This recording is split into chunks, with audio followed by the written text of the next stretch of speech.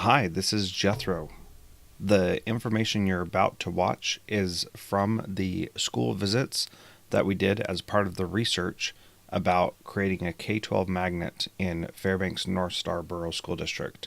To learn more about that, go to k12northstar.org/K12 magnet and sign up for the mailing list, see the resources that are already there, and I'd love to chat with you more about that.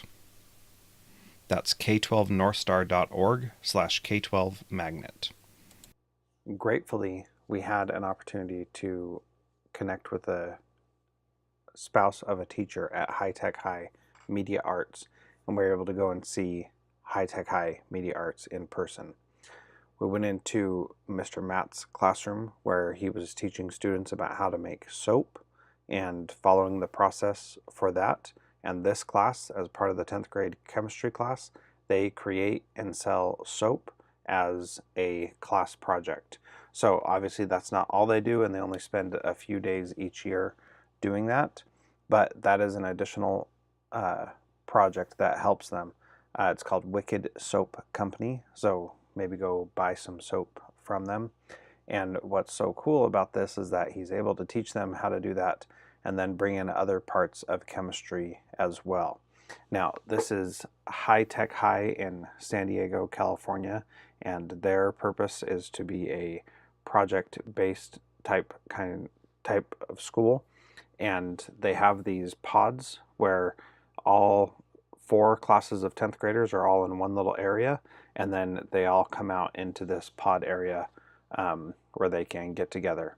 One thing we really liked is this map that had little pins wherever somebody who went to the school lived in San Diego County. So pretty cool little thing, lots of cool student artwork up around the school. And then it was time for the original High Tech High. If you've seen the movie Most Likely to Succeed, then you know what this school is about. And if you haven't seen that movie yet, you need to go watch it because it is incredible. So this campus is absolutely stunning. You walk in and the energy in the building is just incredible. You can't even believe it. So even if you've seen the movie, it still does not compare to what you actually feel. Now, big, beautiful, open spaces that again are very flexible.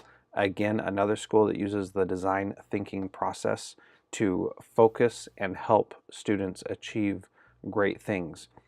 In this school, there are so many student projects up, but I just want to talk first about the spaces. The walls are all painted. They have products up, things that students have created, canoes and or boats down the hallways, and lots of open, flexible places for students to go. You go into the classrooms, and all the walls are covered with student artifacts from years past. It is really amazing. Now, this school's been doing this since the late 90s, so they've got a good head start on a lot of other people. But the quality of work and what these students were able to produce, and really just the feeling inside the school, was incredible.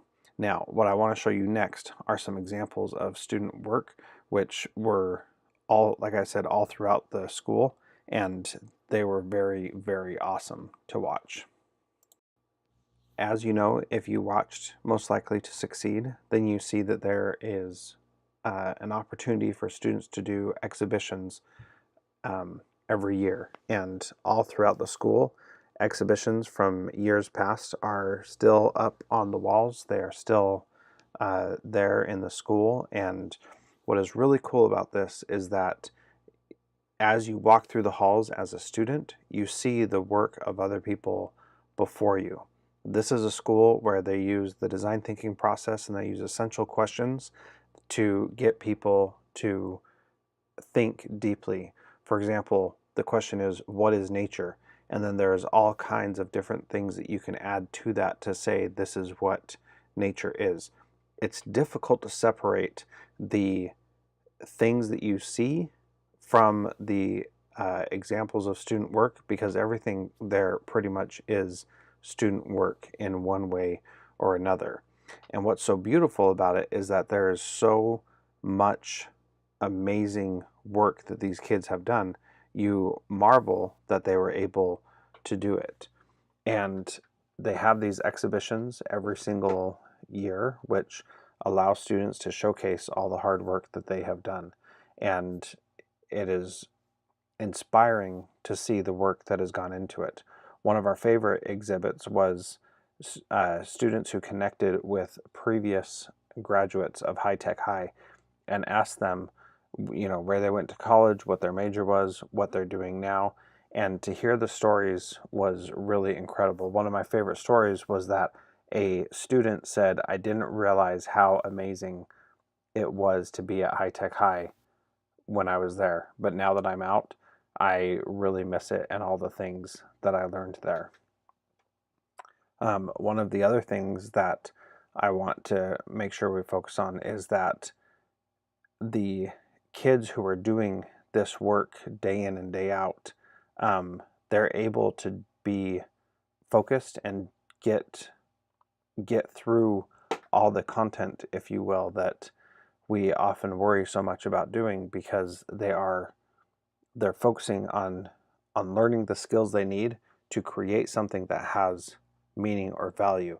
Now, that doesn't mean that they get through every single standard that they possibly could, but what it does mean is that they have a great depth of knowledge, as opposed to a great breadth of knowledge.